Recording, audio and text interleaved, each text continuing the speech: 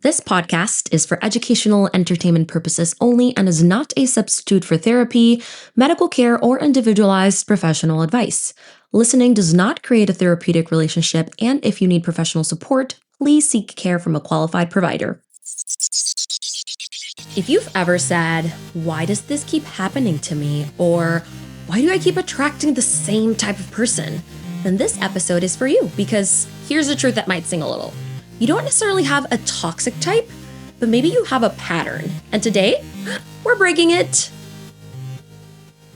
Hello. Welcome to the Group Chat Therapist podcast. My name is Betty G, and we're on episode 9. It's the last of 3 episodes talking about toxicity, toxic relationships, toxic traits. And on this last one, I'm talking about how you can break the pattern, how to stop choosing toxic relationships or being in toxic dynamics.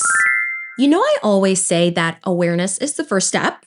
A lot of people think that once they understand their patterns, that they'll automatically change them. Like, okay, I have the awareness, I date emotionally unavailable people, so I won't do it again. And then bam, 2 months later, same dynamic, different person, different environment, same situation. Because insight alone doesn't rewire your nervous system. It doesn't teach you dynamics and how to change certain processes and patterns.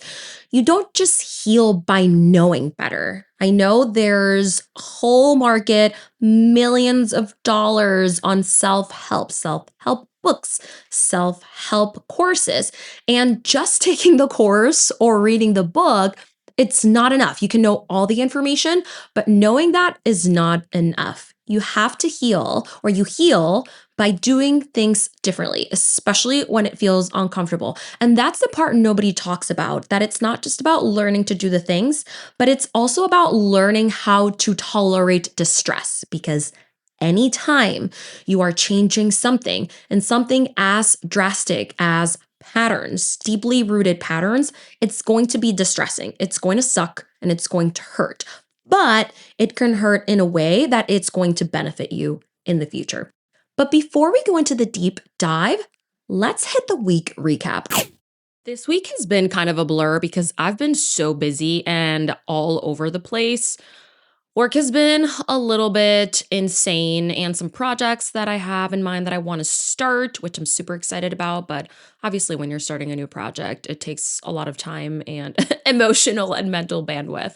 But all is good. I also went and tried to do some car shopping. I'm just kind of weighing out my options right now, but nobody teaches you about negotiating car deals. And especially as a female, I feel like I would have benefited from learning a little bit more about what questions to ask and all that good stuff. Luckily, I'm blessed with really good friends that are knowledgeable that I can reach out to and can help me figure things out. But yeah, buying a car is super duper stressful. This week was also hard because I was feeling a little emotionally unstable, and it was 100% related to the weather.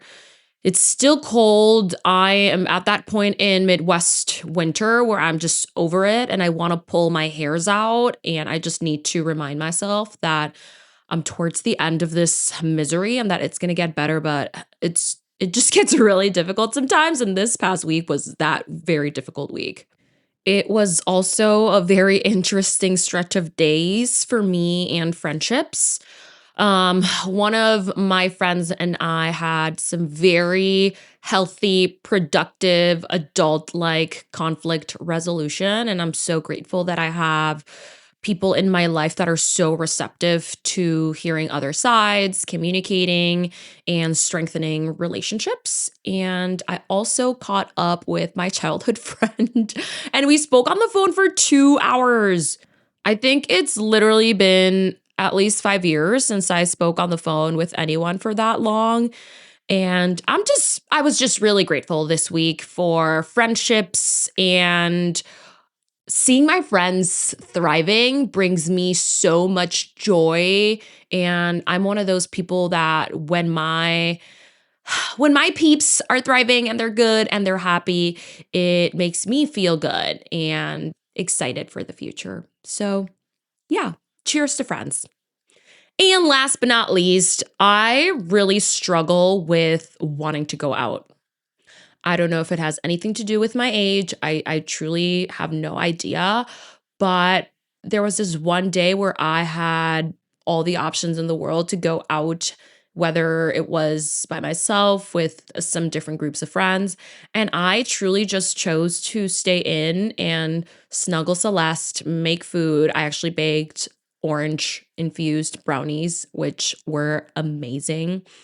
And I caught up on The Pit on HBO. I watched a lot of episodes and I went to bed early. And then I woke up the next day and I felt so recharged and good. So, is it just me?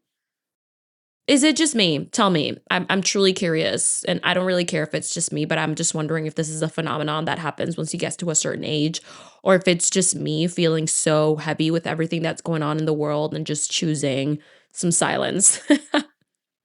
Okay, I'm super excited for this final episode in the 3 episode installment of hashtag toxic. So let's get to the episode. Okay, so before you can change anything, you have to see it clearly. You have to see the awareness, you have to see the patterns, you have to be in awareness. So I want you to think about your last 3 to 5 relationships, situationships, toxic dynamics, whatever you want to call it, and ask yourself the following 4 questions. 1, how did they start? 2, what drew you in? Like, what about this person captivated you? 3, what were the early red flags you ignored? Or maybe let's not call them full on red flags, but things that made you go, I wonder about this. What were some of those signs? And then, fourth and last, how did it end? Or if it's still going, what are the things that are happening right now that maybe I'm not super comfy with? And here's where it gets real. You're probably going to notice that there's a similar emotional unavailability or emotional responses or reactions. You're going to notice a pattern of inconsistency or inconsistencies.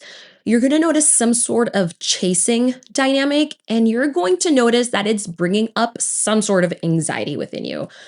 Different people, similar experiences and responses. And there you can start noticing what your pattern is. And this is not to build a cycle of guilt and shame, because all we want to do is learn about your inner workings, and not because you're broken, but because your brain is wired for what is familiar, even when the familiar thing is hurtful or is bringing you some sort of pain.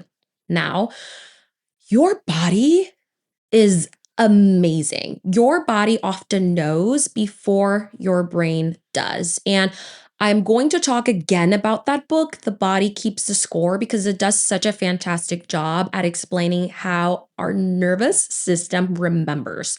It remembers things that have happened to us, and then it builds this sort of response system where if we are faced with that same trigger or a similar scenario, it doesn't even have to be the same one, our bodies are going to respond in a very familiar way. And by familiar, I don't mean it's going to feel good. It can often be this fight or flight response. So your body is going to give you signals, and it's probably going to give you signals early. Now, whether or not you pay attention to those signals, that's what I want you to think about for the next couple of minutes. Sometimes we get a feeling and we purposely hit the override button. You may feel tightness in your chest. You may go into overthinking after a date or a situation. You may get a sense of confusion. And some people call it butterflies or chemistry. But a lot of the times, that feeling is just anxiety. I'm not saying always, but sometimes that feeling is anxiety. And your body is saying, hey, something here isn't feeling safe. Let's fire our nervous system. Let's say red alert, red alert. But then your mind keeps jumping in and saying, relax, you're just scared because you like them, or you are just scared because you haven't been in a relationship in a while. Now, sometimes you're anxious because your pattern has been activated and your response system is going into high gear, getting to work. And here's the reframe I want you to take home with you. Calm is not boring. Calm is safe. Sometimes we feel calm And we feel it or digest that as, oh, this was a boring date, or yeah, we just don't have any chemistry. And sometimes, yeah, they can be boring and maybe they don't have any chemistry. But are you noticing a pattern where everything that feels calm, you're like, yeah, this is weird. This is weird. I've never felt this way. This is boring. I can't be in here. Goodbye. Adios. So sometimes it's that feeling of calmness and safety that we sometimes confuse for boredom. Now, what can we do with that? We're not waiting until you're emotionally invested to figure out if someone's toxic. We don't want that. We want to catch it as soon as possible, or at least at a place where you can, exit or do whatever is in your best intention. And here's how. Here's some ideas. First, slow it down. Typically, toxic dynamics and relationships, they move fast. They get intimate fast. There's that quick attachment fast. There's like, you're my person fast. Why? Because speed will force you to bypass all the orange cones. So it's your job to pause, even if it feels unnatural, especially if it feels unnatural, right? Remember that you're identifying a pattern and it's going to take a lot of work to do everything opposite to what you've been doing historically. And I want to keep saying this. Just because I'm saying that things moving fast can sometimes equate toxicity, correlation does not mean causation. Sometimes you do meet the person and you click and you find that familiarity in a good way and you are bonded and you feel like you're the person for each other and you live happily ever after. I'm talking about toxic dynamics where you have been in the past where clearly you keep butting your head and thinking like, how could I have fallen for this once again, right? We're just auditing patterns that have been unhelpful for you in the past and trying to change things so that you can find better, healthier relationships in the future. Number two thing you can do is set small boundaries easily and early. Early. Okay. Not big dramatic ones, like small ones, like, oh, yeah, I'm not available tonight. Can we please reschedule? And I'm not saying to just purposely do this to test people because being that person that's always testing other people, that's also not a positive trait. But you can set boundaries if you're not available. Okay, I'm not available tonight. Can we please reschedule? Or, hey, just wanted to let you know that I prefer to take things slow. Or being okay speaking up and say, yeah, that doesn't work for me. That's not for me. And then you watch. Do they respect it? Do they push? Do they guilt you? Do they ignore you?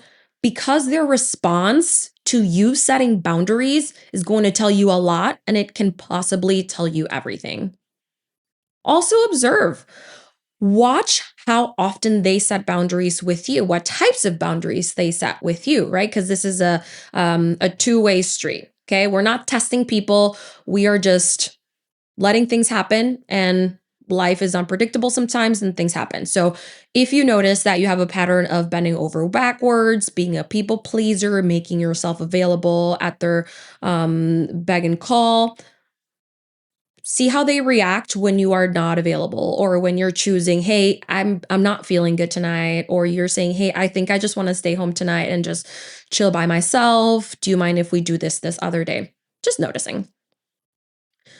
And last but not least, watch their patterns, not potential. Sometimes we want to date potential. And this is one of the biggest traps. I've talked about this in another episode, but you can't make people change. People change when they see that there's something that is in their best interest or that's going to give them something if they change. And so watch their patterns. This one will save you years of being in the relationships that don't serve you. So don't ask, who could they be if they're healed? Ask yourself, who are they consistently showing me they are? Now, we all deserve the opportunity to work through whatever the heck has happened to us in the past.